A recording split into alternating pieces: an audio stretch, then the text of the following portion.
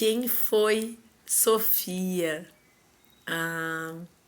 Achei que tu tinha tido só a Giovana e a Valentina. Como assim, Sofia? Há 18 anos atrás. Bom, eu engravidei do Dado, pai das minhas filhas, e com 20 semanas eu tava almoçando no Tulipa com uma amiga, a Lica, e aí eu senti, né, um líquido assim, e eu disse assim, amiga, eu acho que eu vou no banheiro porque eu acho que eu tô fazendo xixi, né? Acho que a Sofia tá me apertando. Só que era muito líquido, né? E eu disse, que estranho.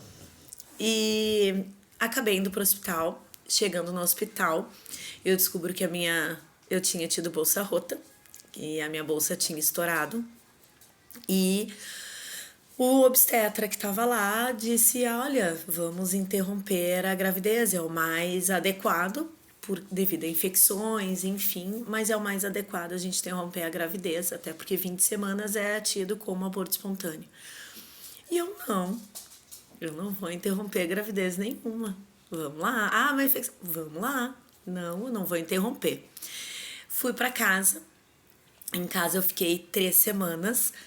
Nessas 3 semanas eu vivi coisas extraordinárias com Deus.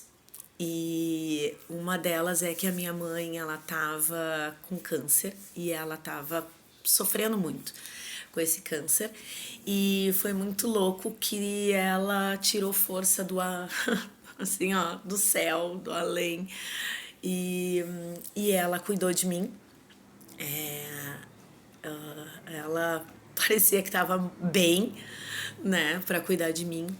Eu tive que ficar em repouso absoluto. Eu não podia me levantar, não podia me recostar, não podia nada, porque eu tava com a bolsa estourada e eu não podia perder mais líquido do que eu já tinha perdido, que era muito. E foi muito louco, porque eu tive amigas assim que fizeram total diferença nesse momento. A própria Lica, ela estava fazendo técnico de enfermagem na época. Ela me ajudava com banho, lavar meu cabelo, fazer a minha unha.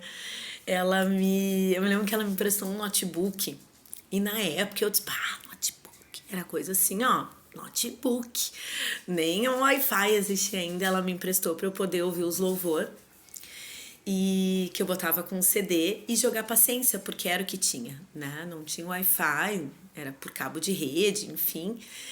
E teve as meninas, amigas que vinham conversar comigo, teve célula na minha casa, chegaram a fazer célula aqui na minha casa, da igreja, porque eu não podia me levantar, não podia ir até a igreja, então vieram fazer célula no meu quarto.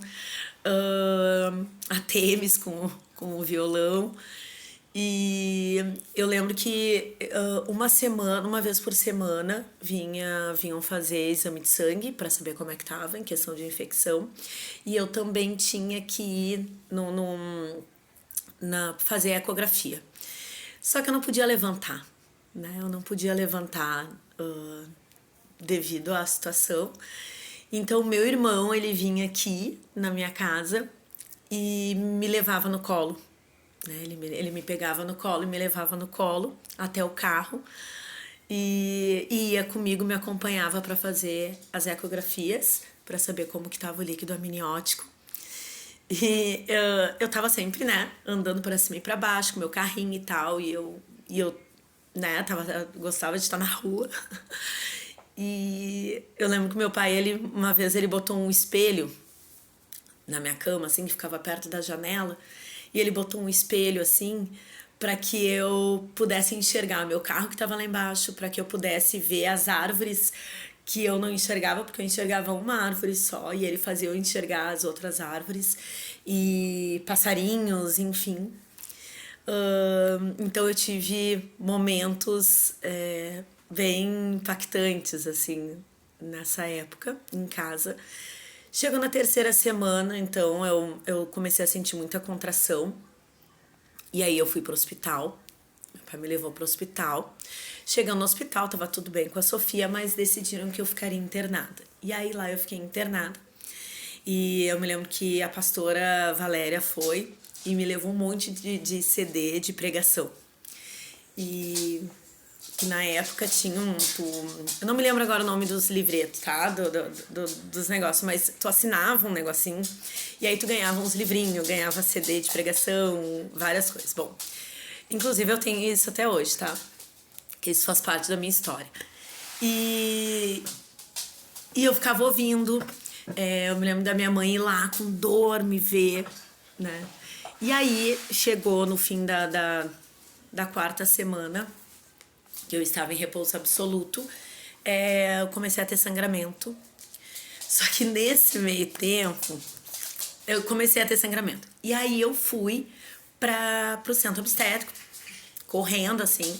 Chegando lá, eu não conhecia o obstetra. Não era mais horário de visita, então eu tava sozinha. E aí eu, tipo, nervosa, com medo, apreensiva, angustiada, né? Tudo que o ser humano sente, né? E eu disse, meu Deus, eu tô sozinha, não conheço esses rostos, o que vai acontecer, como que vai ser, e eu apavorada, eu com medo.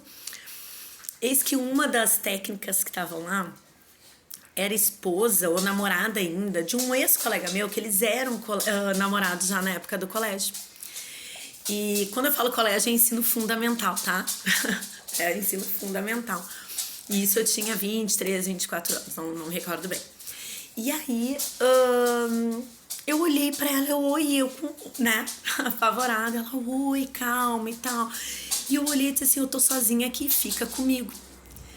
E é tão louco que a gente pensa que Deus, ele faz as coisas sempre, não, que vai acontecer coisas grandiosas. E Deus, ele age muito nos detalhes.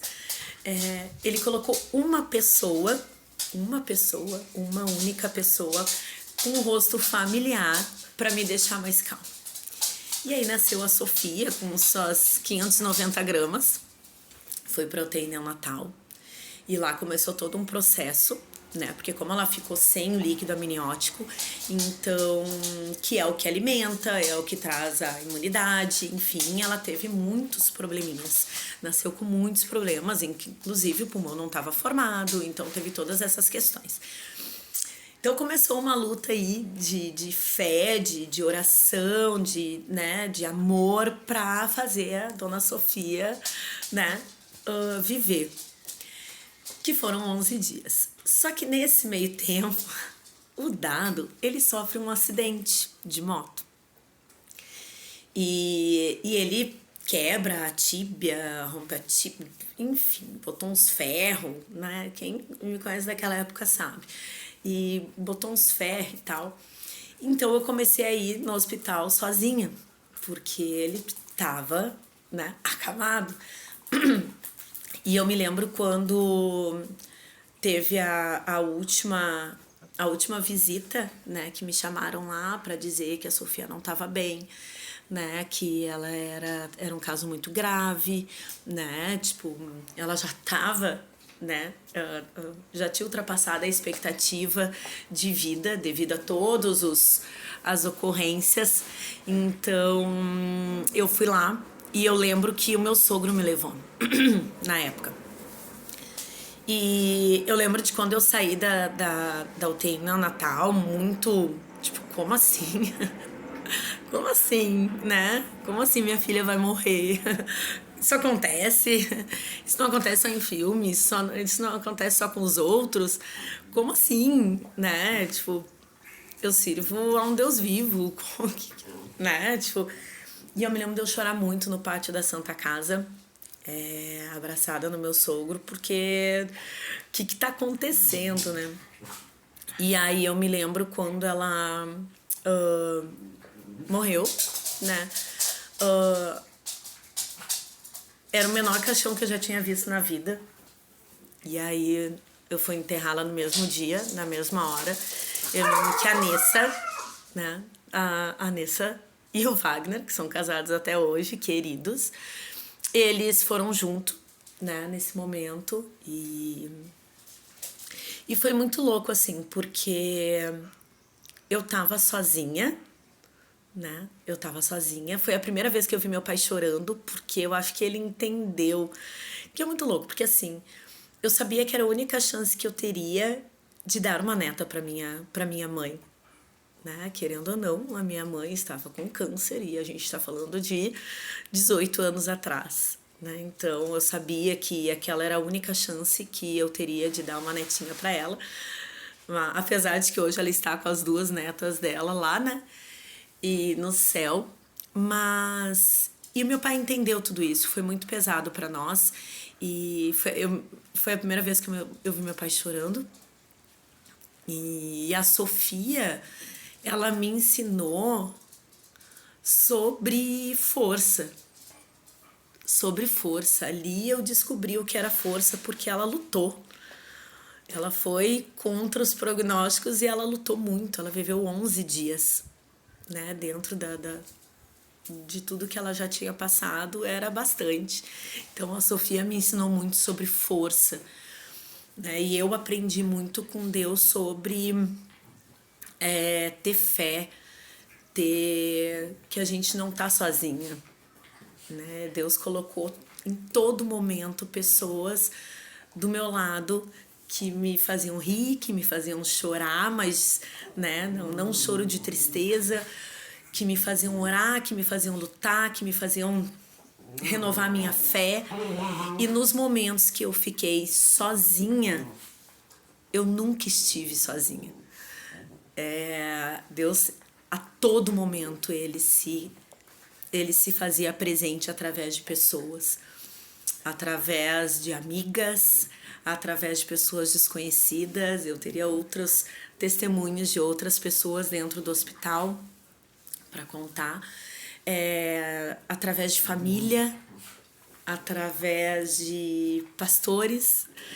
E foi um momento muito sofrido, assim, foi muito... tinha 20 e pouquinhos, a internet não estava aí para mostrar outros casos parecidos, né? Não é como hoje que a gente tem internet, eu não tinha esse acesso à internet, então era tudo muito assustador, mas Deus, ele me confortou, Deus, ele me cuidou, o tempo todo esteve comigo. Claro que eu falo isso 18 anos depois, com tranquilidade, né? Não foi fácil.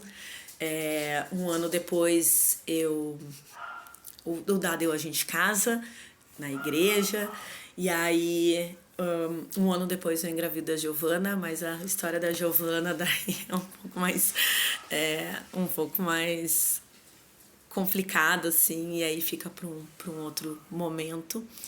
Mas é isso, essa foi a Sofia, meu primeiro grande amor, minha primeira luta, a minha primeira experiência sobrenatural com Deus, a minha primeira experiência de fé, a minha primeira experiência de força, e a partir desse momento foi quando eu comecei realmente a